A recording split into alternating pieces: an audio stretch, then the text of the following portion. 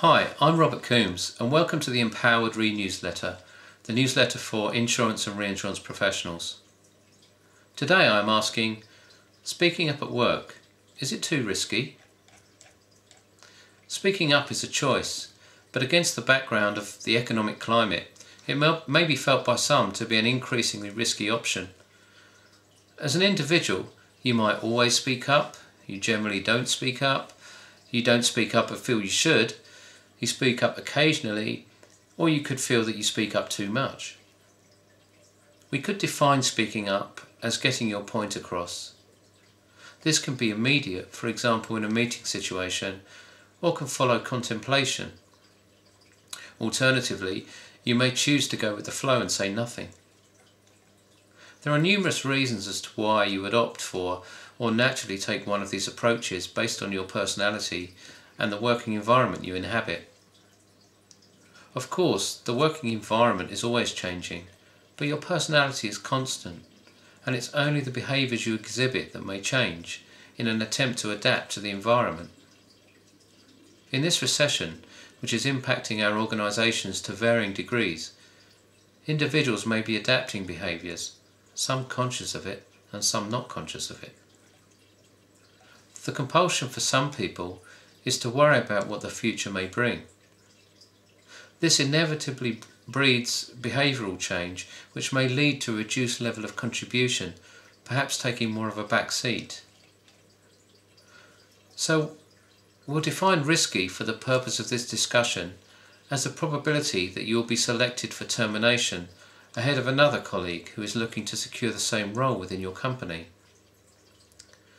In this scenario, you're in a meeting and a proposal has been tabled. It could be concerning a process change, a risk management approach, a quarterly planning meeting, or the determination of claim authorities, for example. You may agree with this proposal, you may have some reservations, but in principle okay with it.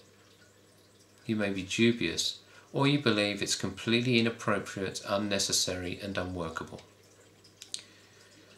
I'm going to focus on the following option for the purpose of this discussion, where you disagree with the proposal, feeling it is inappropriate and, as I've said, unnecessary and unworkable.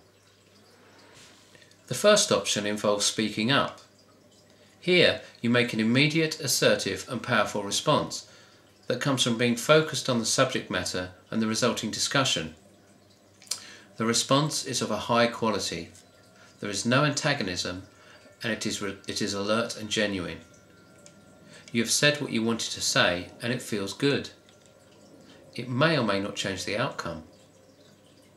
You may choose to pursue the case after the meeting, again without an antagonistic relationship with the subject, those involved or yourself, even if you feel you're not being heard.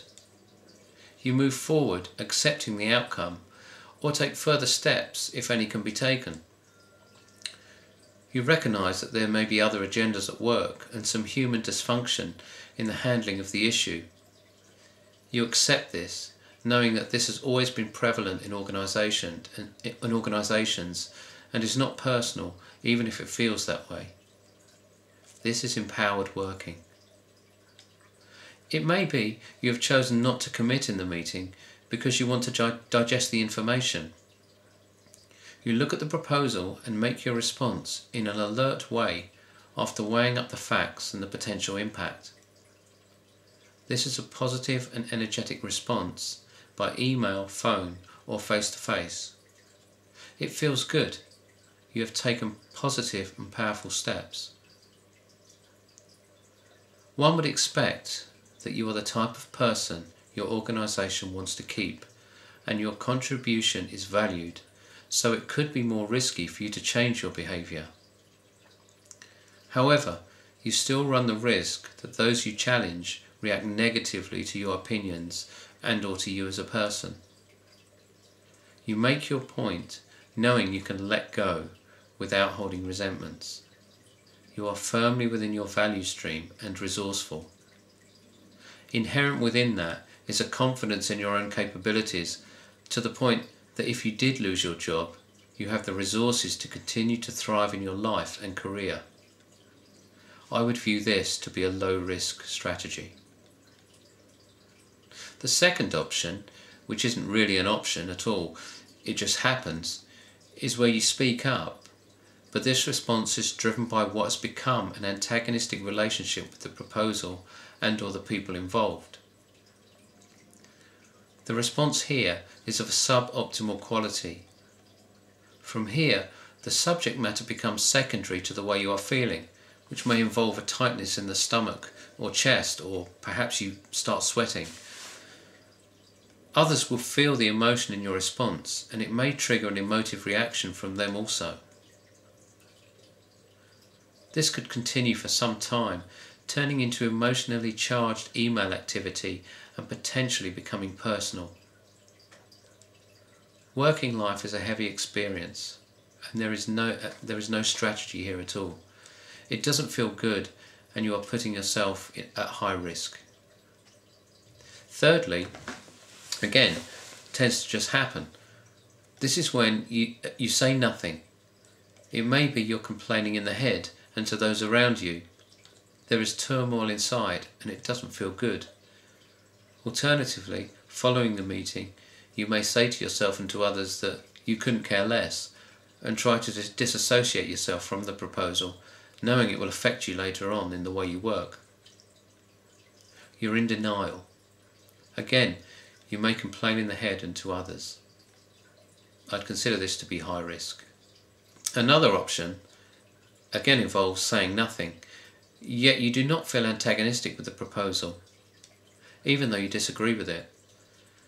Whilst this is a powerful choice, it may be beneficial for you to check in with the level of fulfillment you are getting at work and your relationship with your role and organisation. This is not empowered working and may feel a little uncomfortable.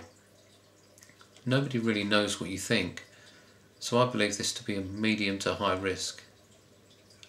I hope this information is useful as you continue on your journey to becoming an empowered reinsurance professional.